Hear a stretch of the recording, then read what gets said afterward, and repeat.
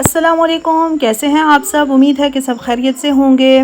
जैसा कि आप देख रहे हैं कि आज मैं आपके साथ केक की एक ऐसी अमेजिंग सी रेसिपी शेयर कर रही हूँ जो इतनी आसान है कि इसे बच्चे भी बना सकते हैं।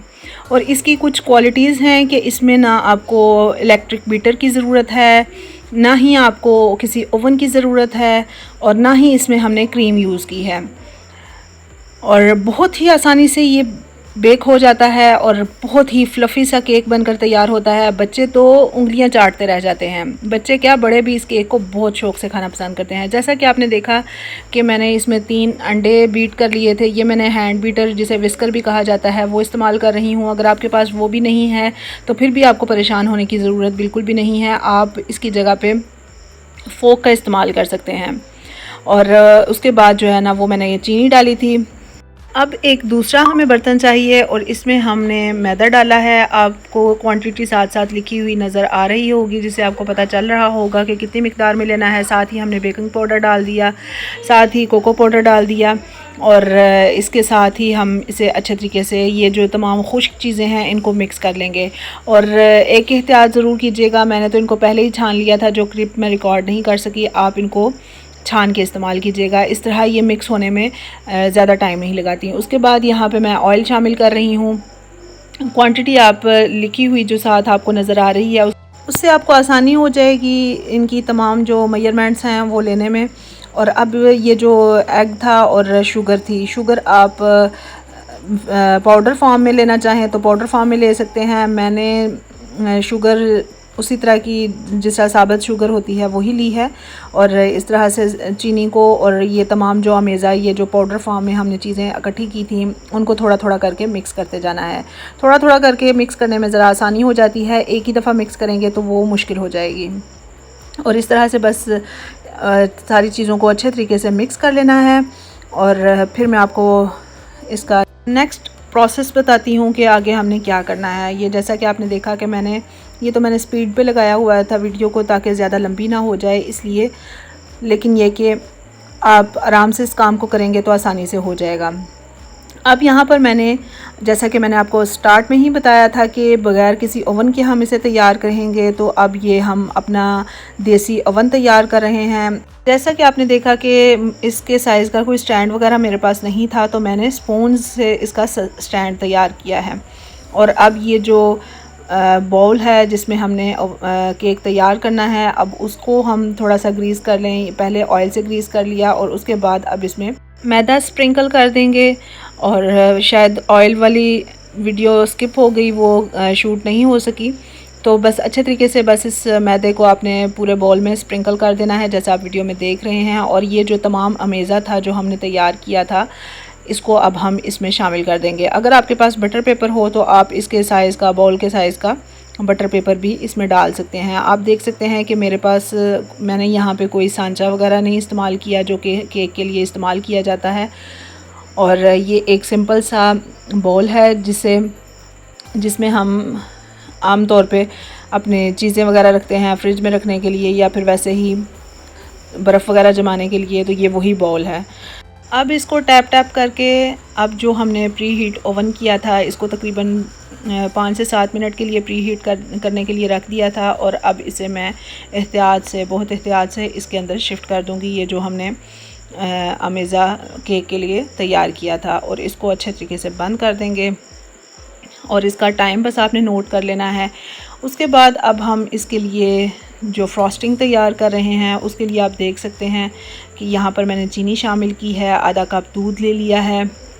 और ये फ्रॉस्टिंग भी बहुत ही मज़े की बनती है। आप बहुत आसानी से इसे तैयार कर सकते हैं। मैदा ले लिया 2 चम्मच।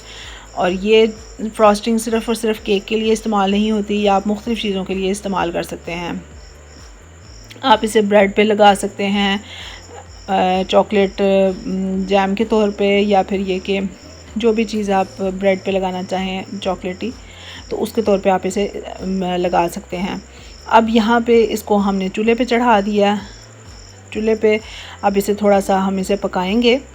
और मैदा जो होता है वो जब किसी चीज़ में शामिल हो जाता है तो वो चीज़ को गाढ़ा कर देता है।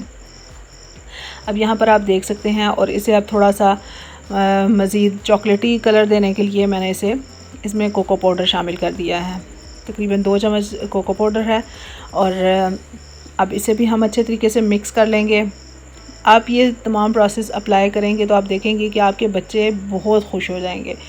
बच्चे क्या, बड़े भी बहुत खुश हो जाएंगे। और मेरे बच्चे तो अक्सर फरमाइश करते हैं, एक दफ़ा उनको मैंने बना के खिला दिया तो अब वो अक्सर फरमाइश करते हैं कि हमें इस तरह का केक जो है ना वो चाहिए।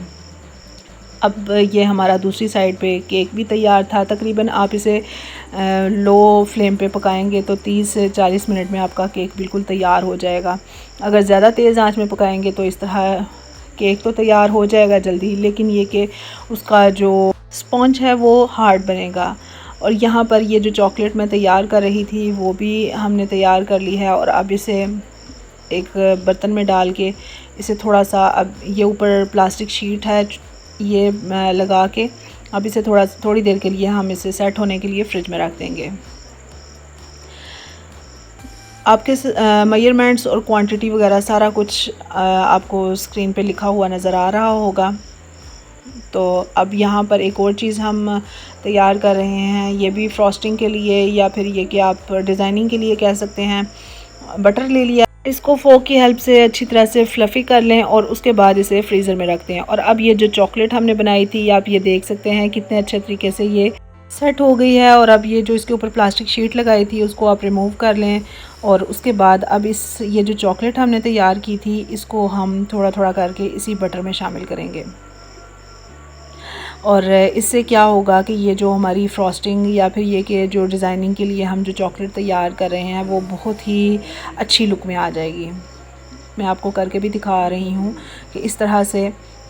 और ये फुल बेकरी वाला केक जिस तरह तैयार होता है ना उस तरह से तैयार होगा। बस आपने क्वांटिटी का ध्यान रखना है और क्वांटिटी अच्छी होनी चाहिए।